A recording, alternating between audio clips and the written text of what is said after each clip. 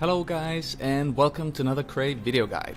My name is Guden, and I'll try to teach you how to create your own characters in CREY using some of the gameplay props and the starting point. It's really not that difficult once you get the hang of it.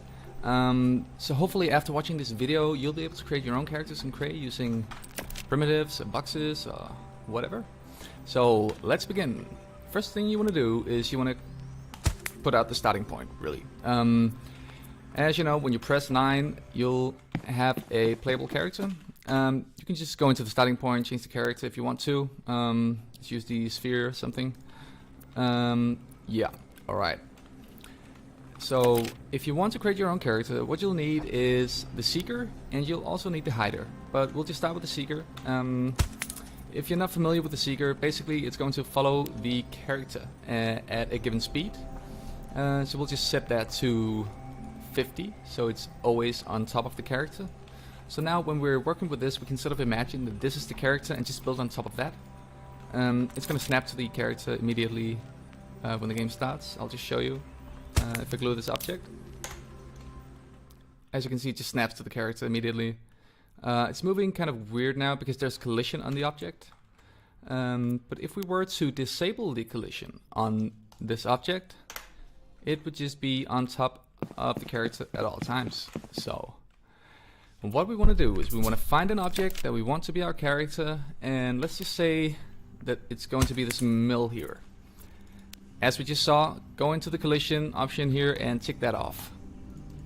Then glue it to the Seeker, place it on top of the Seeker, press 9, and as you can see now, the character is actually running inside the object. We can still see it though from the bottom, and depending on the object you're using, the character will be more or less visible. So what do we do here? Well, we are going to find the hider in the gameplay props, which is right here. Just increase the area a little bit, double click on that one, and set it to any player. So as you can see, the sphere here is slowly fading away.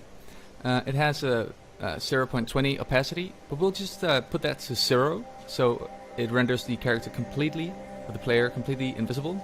Transition time, we don't want any of that. We'll put it to 0 as well. And since we already have the Seeker following the character, we can just glue this hider to the Seeker here. And that should pretty much do the trick. So now the character should be completely invisible at all times.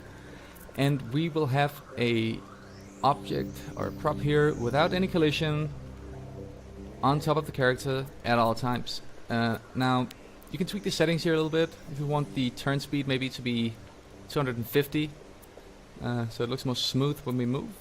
Let's try this. Press 9, and as you can see, we can zoom in, we can zoom out, we can use the normal controls, we can dump, we can double jump, we can do everything that we can do with the character. And you probably noticed already, but it's following the terrain because we're using the collision of the character. So that it makes it really convincing, I think. And yeah, guys, that's basically it. From this point on, you can just, if you want to play as something else, just remove that mill and go into the library, find something. Let's find the mushrooms here, maybe. And again, remember to tick off the collision. It's super important, or it's going to look strange and it's going to push the character around. So glue the mushrooms to the Seeker, place the mushrooms on top of the Seeker, press 9, and now we're running around as a group of mushrooms. So it's actually that easy once you have the setup. I'll make sure to box it for all of you, but you should try and make your own characters. It's kind of fun, and you can really play around with it as much as you like.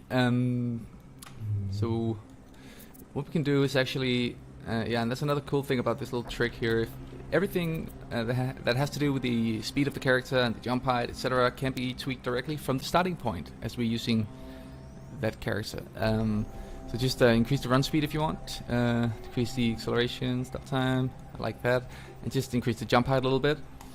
And you'll notice now we're running a lot faster already. Oh, you saw that? That was actually the ball getting outside of the hiding area here, so we'll just increase that.